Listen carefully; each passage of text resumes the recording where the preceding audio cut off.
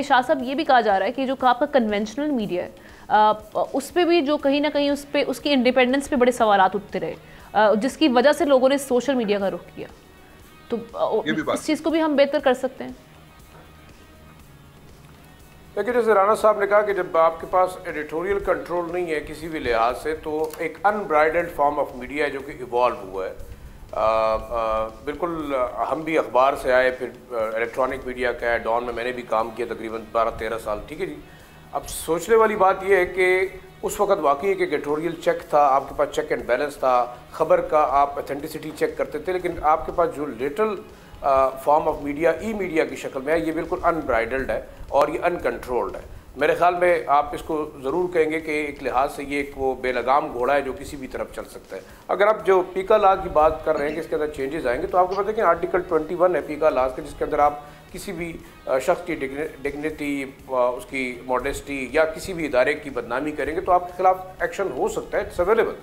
फिर मेरे ख्याल में शायद हो सकता है हमाद उस पर ज़्यादा कमेंट कर सके कि आपका जो सेक्शन 37 है उसके अंदर बाकायदा अथॉरिटी के पास इतने पावर है कि बगैर किसी कोर्ट आर्डर के कोई भी शख्स जो मिलाइन करता है किसी इंडिविजुअल्स को, किसी इदारे को, किसी भी इंस्टीट्यूशन को, उसके खिलाफ आप बगैर कोर्ट आर्डर के एक्शन ले सकते हैं। देखिए, कवानीन हमारे पास अभी भी मौजूद है। अगर अखबारात थे या TV चैनल्स थे, आपके पास सिलेंडर के कानून कवानीन मौजूद थे, आपके पास लेबल के मौजूद थे, क्या उसकी इम्प्लीमेंटेशन होती रही है, ये एक बड़ा सवाल है। और इम्प्लीमेंटेशन अगर सेलेक्टिव होती है तो फिर प्रॉब्लम है। देखिए, आप बेशक फ्रीडम ऑफ मीडिया हमेशा से रही है, दुनिया के अंदर भी है, आप अमेरिका के अंदर हर चीज़ रिपोर्ट कर सकते हैं अंडर कहते हैं ना कि आर्टिकल 1, लेकिन फिर भी स्टिल आप एक फ्रेमवर्क के अंदर चलते हैं। अब हम क्या चाहते हैं, क्या इंटेंशन हमारी ठीक है कि नहीं, क्या हम किसी खास वजह से इस चीज़ की तरफ जा रहे हैं, ये एक सवाल है और इसके ऊपर मेरे ख्याल में क्रिटिसिज्म भी हो रहा है। लेकिन मैं ये समझता हूँ कि आप बेशक रेगुलेट करेंगे ओवरऑल इस अनब्राइडल मीडिया को, इसके बगैर हो नहीं सकता। क्योंकि इस वक्त आप देखें हमारा जो कन्वेंशनल मीडिया है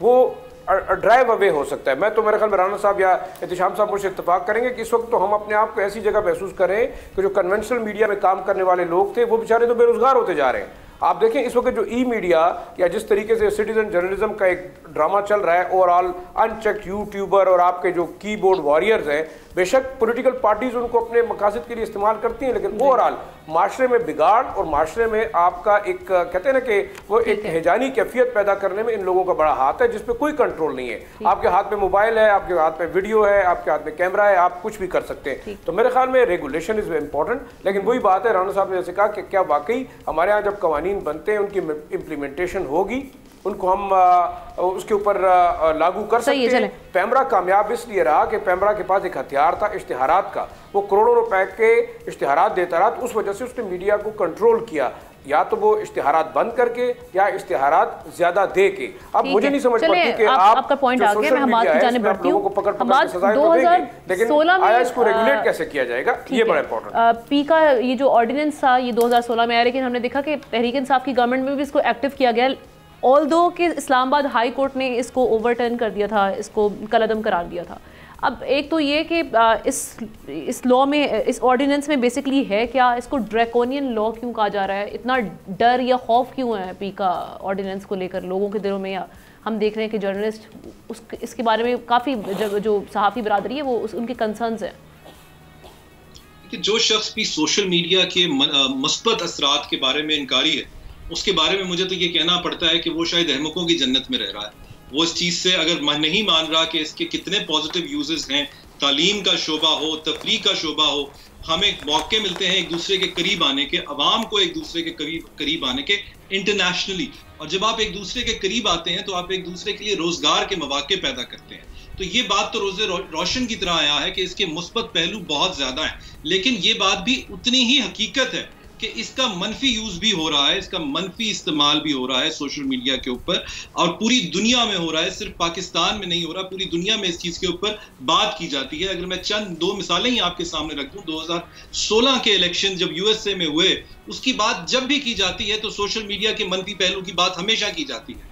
इसी तरीके से ब्रेग्जिट की बात, ब्रेग्जिट रेफरेंडम की बात जब की जाती है इंग्लैंड के, तब भी सोशल मीडिया के ऊपर मिस इन्फॉर्मेशन के बारे में बात लाजमी की जाती है। हर मुल्क में इस इशू के ऊपर, मिस इन्फॉर्मेशन के ऊपर रद्द-ए-अमल आ रहा है और हर मुल्क अपने तौर पर भी कानून साजी कर रहा है। तो जहां कानून साजी की जाती है, जहां कानून रद्द अमल देता है, कानून हरकत में आता है, वहां पर आजादी इजहार राय पे यकीन रखने वाले उसके मुहाफिज भी हरकत में आते हैं। और मेरे नजदीक इन दोनों का को एग्जिस्ट करना किसी भी माशरे के लिए बहुत जरूरी है। ये दोनों एक दूसरे के ऊपर चेक्स एंड बैलेंसेस रखते हैं। अगर जैसे मैं इंटरनेशनल बात कर रहा था, मैं आपके सामने कुछ मिसालें रख देता हूं। यूरोपियन यूनियन ने भी इसके ऊपर कानून साजी की हुई है। उसका कानून 2024 में मुतारिफ कराया गया था डिजिटल सर्विसेज एक्ट के नाम से। उसमें जो एडिटोरियल कंट्रोल के बारे में सब बात कर रहे हैं मेरे सीनियर्स, उसमें ये कहा गया कि सोशल मीडिया प्लेटफॉर्म्स को ये जिम्मेदारी दी जाती है कि वो किसी भी झूठी खबर को फैलने से रोके, और क्योंकि वो उनके पास ये कैपेबिलिटी है तो वो यकीनी बनाएं कि जो भी एल्गोरिथम्स वो इस्तेमाल करते हैं उसके अंदर मिस इन्फॉर्मेशन फैले ना, ज्यादा तेजी से लोगों के सामने ना आए। अब ये कानून तो यूरोपियन यूनियन में 2024 में बनाया गया, लेकिन ऐसे बहुत से केस लॉज मौजूद हैं हमारे पास इंटरनेशनल, जहां पर ये बात बारहा कही गई है कि जहां भी मफादे आमा का 1994 का डेनमार्क का केस है European court of human rights का, जिसमें कहा गया कि मफादे आमा का जब भी इशू आएगा, जहां भी पब्लिक लॉ एंड ऑर्डर का इशू आएगा, तो हुकूमत रिस्ट्रिक्शंस, रीजनेबल रिस्ट्रिक्शंस इंपोज कर सकती है। यही चीज कमोबेश दोहराई गई 2012 में सेम कोर्ट में टर्की के एक मुकदमे में। उसमें कहा गया कि जहां भी शर्मंगेजी की बात होगी, जहां भी नफरत फैलाने की बात होगी, वहां हुकूमत रिस्ट्रिक्शंस लगा सकती है। ये वाला केस में खसूसी तौर पे इसलिए भी अहम है क्योंकि इसके अंदर एक और बात बहुत अहम की गई। वो ये कहा गया कि जब भी किसी वेबसाइट को अगर जुडिशियल ओवरसाइट के बगैर बैन किया जाएगा तो वो फ्रीडम ऑफ एक्सप्रेशन की खिलाफ वर्जी समझा जाएगा। तो ये तो यूरोपियन यूनियन की बात होगी। तो जो यूरोपियन यूनियन के मुमालिक हैं जैसे कि जर्मनी, उन्होंने अपने तौर पर मजीद कानून साजी 2017 में कर ली थी। उनके उस कानून में यह लिख दिया गया है कि जो भी जर्मनी के कानून के मुताबिक गैर कानूनी कंटेंट तस्वुर किया जाएगा उसको फ्लैग कर दिया जाएगा, और फ्लैग करने के 24 घंटे के बाद फेसबुक की 24 घंटे के अंदर फेसबुक की जिम्मेदारी है कि वो ऐसे मवाद को डिलीट कर दे। इसी तरीके से इंग्लैंड में भी ऐसा ही एक्ट 2024 ही में आ गया है, जिसमें कहा गया, जिसमें ड्यूटी ऑफ केयर दोबारा फेसबुक, सोशल मीडिया प्लेटफॉर्म्स पे, ट्विटर पे और इन सब पे डाली गई है कि इनकी जिम्मेदारी है कि वो ऐसे मवाद को आगे बढ़ने से रोके। सब्सक्राइब करें और बेल दबाएं ताकि कोई खबर रह न जाए।